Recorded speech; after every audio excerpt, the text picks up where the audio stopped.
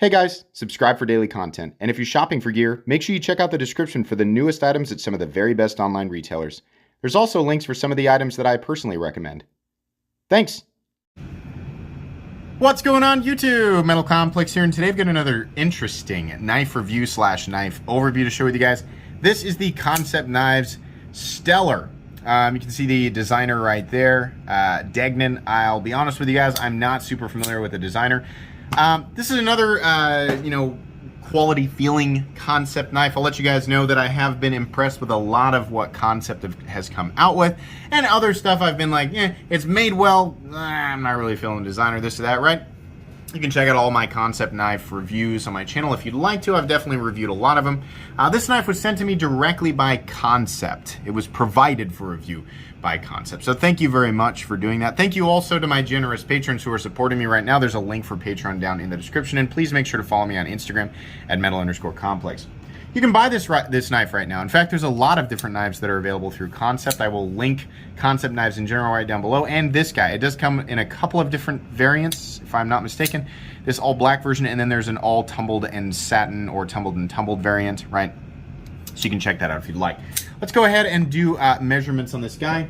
This is definitely a medium-sized knife, in my opinion. Overall length is coming in at exactly 7 inches. Blade length, if you measure it like this, it's like right at 3 inches. If you measure down here, it's like 3 1/8. I would not, if you live in an area where it's like you have to carry a blade 3 inches or less, this is definitely like you can get in trouble. So you can be careful with this. Cutting edge is also coming in at exactly 3 inches. Let's go ahead and do some size comparisons up against the Ontario Rat Model 1 and the Ontario Rat Model 2. The Rat 2 coming in almost exactly the same as the Steller, but the cutting edge on the Steller is definitely longer than the Rat 2. It's also a little bit taller, more about the height of the Rat 1. How about up against the Spyderco PM2 and Spyderco Para 3? This is definitely closer to the size of the Para 3, just about a 1/4 inch shorter. We're at an angle here, which is why it looks so much smaller than the Para 3. What? Focus. There we go. Cutting edge again, though, you are looking at a cutting edge that is very similar to the PM2, despite the PM2 being way, way bigger. Let's go ahead and put it up against the Benchmade Griptilian, or in this case, the Ritter Hogue, and its little brother, the Mini Griptilian. Close to the size of the Mini Griptilian, but it's just got more presence, more height, right? It's just, you pick both of them up, you're going to say the Stellar's a bigger knife, even though it's just slightly longer. How about carry profile? Thickness up against the Spyderco Para 3. Not a super thick knife. It's actually a little teeny tiny bit thinner than the Para 3. Length and height up against the PM2 and Para 3. It's definitely shorter than both knives in terms of overall length. And in terms of height, like this way, it's nowhere near as tall. You can see the bump on the Para 3 sticking way out. It's the same thing as the PM2, right? So it's definitely going to be, right, it's not as tall. The flipper tab's not obtrusive because of the shape of it, right? You're just meant to engage it up here, use it as a light switch, so it doesn't have any pokies or anything sticking out like that. Let's go ahead and do a hardware check, get out my tools here. I think this guy is going to end up being all, oh no, you know what? I think the pivot might be a T10 and the body screws might be T8. Let's check. Pivot screw, T10, and body screws, we'll go ahead and check. Normally if they look T6, I just don't check them, but those look like T8 screws. Yep, T8 and minimal hardware, just 2 on each side. That's perfect. That's the way that I like it, right? I don't believe this is a captive pivot, so you're probably going to need 2 drivers. That kind of sucks. Kansept, I think you guys should have D-shaped pivot barrels on everything. 2021, right? That makes it much easier to take the pivot out. Believe me, people are going to take these apart, especially when they are, give off the impression it's going to be really simple because you have the right size, in my opinion, of fasteners for the body screws and the right size pivots, or a nice large fastener size, right? So make it a little bit easier. D-shaped pivot barrel, that'd be great. But yeah, that's excellent. A lot of Kansepts are T8 pivots and T6 screws, so I think that's I really like the larger head, so that's nice. Let's go ahead and measure blade stock thickness. On this guy, we're coming in at, not thick, is that really 115 thousandths? Yeah, okay, so somewhere between 115 and 120 thousandths. The Ritter Hogue is about that. Okay, that makes sense. right? So fairly thin blade stock, which is good. You're gonna get a lot, better cutting performance out of this than if the blade stock were thicker, that's for sure. On the inside of this knife, I do not believe we have any internal milling. Can you see in there? Is the flashlight doing any good? It's really bright, but I can't. Oh, there is. No, there are some milling pockets in there. I wonder, can we see? Just barely. The flashlight, kind of. Yeah, you can see there's a couple of milling pockets in there. It's hard to see because it was so dark. So it has been milled out a little bit for weight reduction, and that's nice. I'm gonna guess this knife weighs about 3.5 to 3.75 ounces. Yeah, 3.5 ounces, so there you go. The ratios aren't perfect, but I think for a lot of people, that's just not gonna be a problem. For me, anything that weighs less than 3 ounces, like if it weighs, the difference between a knife that weighs 1 ounce and 2.9 ounces, I just don't care. 3 ounces or less, it's ultra lightweight to me. So this is half an ounce from that. It wouldn't be a problem for me. I don't think it'll be a problem for a lot of people. If you're wearing athletic shorts every single day, this might be kind of a floppy thing in your pocket, right? But for most other situations, it's gonna be okay. I think that's everything there, so let's move on. We have, in this case, we have this black wash surface that's kind of slightly reflective, and that's fine. It's not contoured, it's just flat. I always like it when it's contoured, but it's no big deal, absolutely, when it's flat. Nice chamfering all the way around. Not really any pokey places except for maybe the tip of the pocket clip, but it's not really that big of a deal. Truthfully, there's nothing aggressively sharp or anything. This is a 3-finger knife. I've tried, like being like, oh, can I get my pinky right there? Not really. If I'm gonna hold this thing comfortably, honestly, my pinky's just over here, just flapping around doing its own thing. This is a medium. There's lots of knives out there that are, around the 7-inch mark that you can easily get a full purchase on, right? Pair of 3, 7.25 inches. People are like, that's not fair. There's this huge forward choil. But back here, even when I'm choked back, I got plenty of room to grip this guy with 4 fingers, right? This guy, there's a 1/4 inch difference in overall size, and I've got definitely only 3 fingers. It's not really that big of a deal. A lot of people will tell me, I got knives that I only grip with 3 fingers, and it's not that. The purchase on this guy is fine because you have this nice deep area right here where you're really locked in.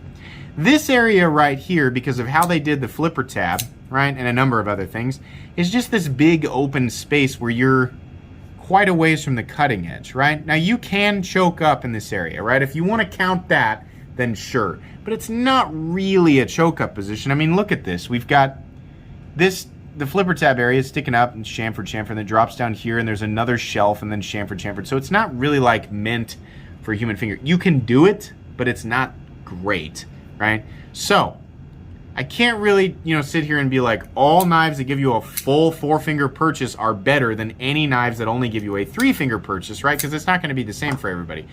But you're probably here for my opinion. I like to get a full grip on the knife, so I don't really like a knife of this size, and I can only grip it with 3 fingers. You do get quite a bit of cutting edge concern. I mean, the ratios on this are pretty good, right? Lots of cutting edge on this. I'm going to call it a Wharncliffe, right? That's what it looks like to me. So fit and finish, right? Seating of the hardware, the backspacer, everything. I mean, it looks great. It's what you'd expect from Kansept. These are not manufactured in the United States, by the way. Do with that information what you will. Flipper tab's nice too. It's nicely rounded off. Nothing there that's going to be aggressive on the fingers. Easy to flip. No double clutch, and the action is nice and smooth. It's also easy to disengage, even though we don't have like a cutout here that makes one side a little taller. I always prefer that a little bit. It is nicely carved out in here, scalloped, whatever you want to call that.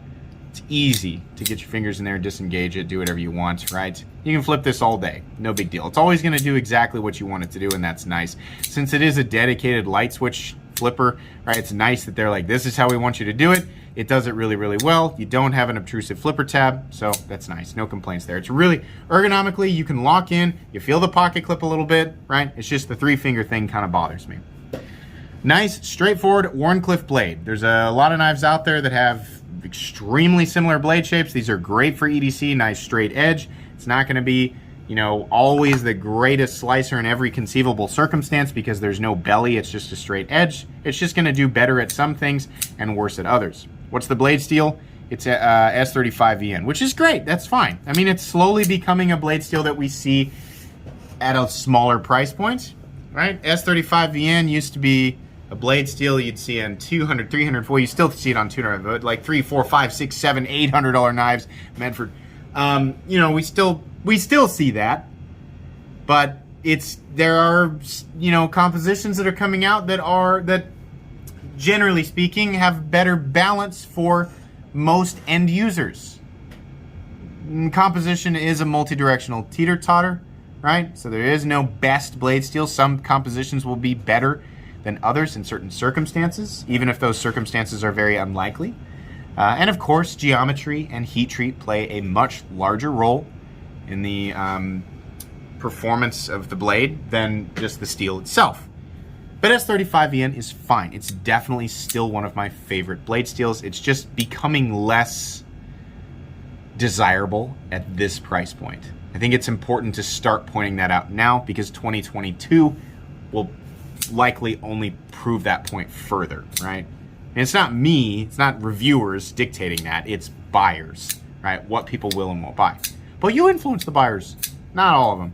The vast majority of buyers will just do, you guys are all doing what you want to do, right? I mean, S35VN is a great composition. I'm just saying, if we're going to talk about competitive pricing, what other companies are doing, right? S35VN is okay. It's fine in this territory. It'll do great. It's still a great composition, but there are other companies who are making knives in this territory with more desirable compositions, right? Not saying necessarily better. I'm saying more desirable. There's, you know, you got to consider that competition, our sense of value here, right? Especially, you know, when we've got companies who are doing good heat treats on S35VN at the sub $100 territory, right? So, officially, I still love S35VN. It's fine at this price point. Just, you know, it's something we should all consider, right? I know that it's such a foggy answer. Anyways, yeah, so we have this code up here. What does it say? K202182. I don't know why that has to be on there, but it is. It says Steller, and then the designer, right? We have a flat that carries out about 80% the length of the blade, so that's fine. It does taper down to a nice thin edge. Not an absolute laser beam, but it's like I usually say, right? It's good enough for EDC. It'll definitely slice, it'll definitely cut. It doesn't have to be wafer thin, you know. It's nice, it's good. In fact, it's thinner than a lot of, I mean, it's thinner than a lot of blades out there, even considering, you know, the blade stock, the starting stock thickness, so it's fine. Back here we have a nice backspacer. It's nice and flush, right? No issues there. I just don't really have a problem with that. The pocket clip does go with the design. It's kind of a goofy looking pocket clip, but it does go, it follows the curvature of the lock bar cutout, right? It doesn't carry ultra deep, but it also doesn't carry ultra shallow. It's just fine. The edges are nicely knocked down. It'll slide over the pants pocket and back out okay. I always prefer more of a rise right here, so it's, you know, you're not confined to pocket seam thicknesses that are the equivalent of the surface, this surface right here and the tip of the bill, but it's fine, it'll work. You might have to fight it a little bit if you've got some thicker pocket seams, but it'll be okay.